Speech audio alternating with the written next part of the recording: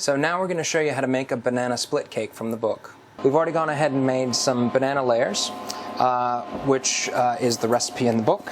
And we are going to frost them. So we're going to make our frosting. It's a boiled meringue.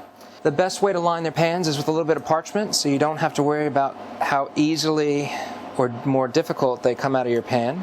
On your cake plate, it's nice to get 4 little strips of parchment down. So if you see, it's right underneath, whether it's on a cake stand or your own plate. It makes it a really nice, clean, professional finish at the very end. It's a really simple process, and it keeps your plate nice and clean. So in the bowl, we've put a 1.5 cups of granulated sugar, which equates to about 300 grams as well. A little pinch of salt, that helps break down the albumin in the egg white, and then 6 egg whites. And then all you need to do is go over your stove with your whisk, mix it together. So make a nice little, well, there's no good word for it, slop. And we're going to put it on the stove and heat it up, and just constantly stir. You want it on a gentle heat, so you're putting it over a pan of boiling water, and that will take about 5 to 10 minutes to heat up. When you're heating this, it has a really thick consistency when you first start stirring. 2 things: you want to raise it to just above body temperature, so you're cooking the egg, but you don't want to completely cook the egg. So the best way to judge this, there's 2 ways. One is it's going to become really thin. Right now it's really thick and viscous, and it'll become nice and thin like water, so you won't be able to pull it up and have big chunks of it. It'll be thin and runny. The other is, since it's just above body temperature, you can use your own finger and put it in the center. You're at home, nobody will know.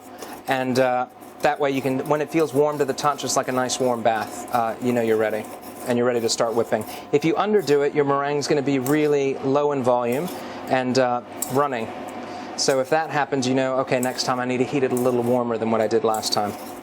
Now this is heated, and as you see, it's really thin and runny. The temperature's right, so we're going to take it immediately off our heat and put it on our mixer and beat it until it's a frosting. So put it on the high speed and leave it.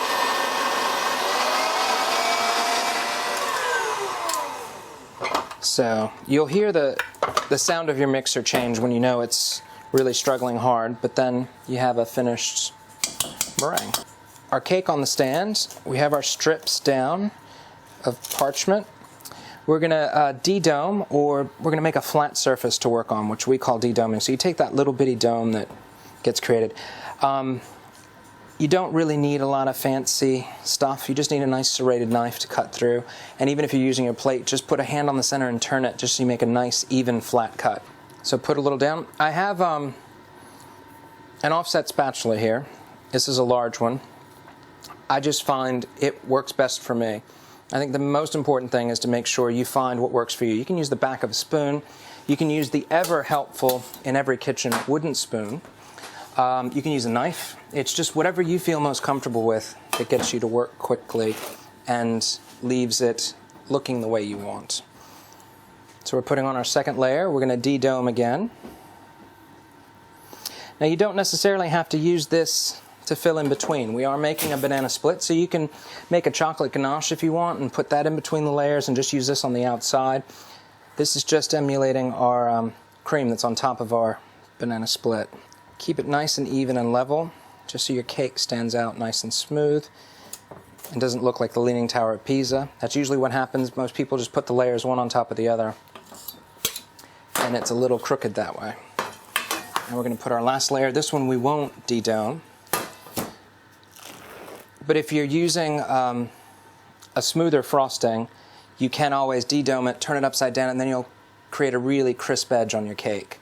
But on this case, since it's really a messy looking cake at the end, we're going to leave it just like that. Everybody has their own method for frosting. For me, I tend to like to start with a large amount on top, and I work my way down.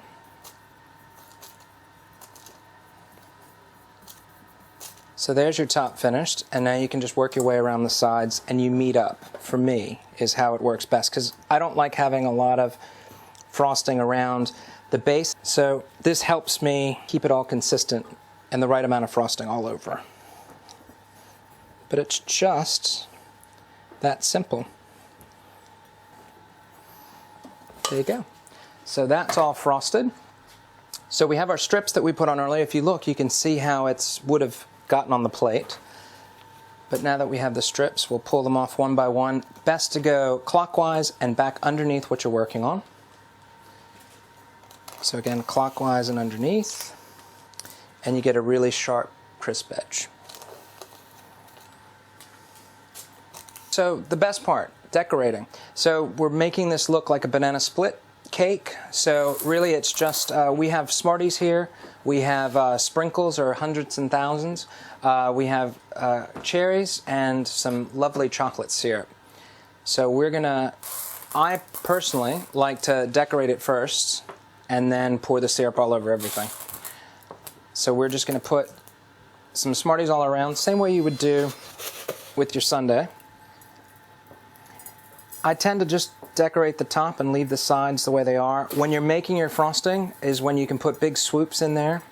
We put a nice little design in ours that we're now covering up. So next, the last thing you want to do is take your syrup and get it right around the edge.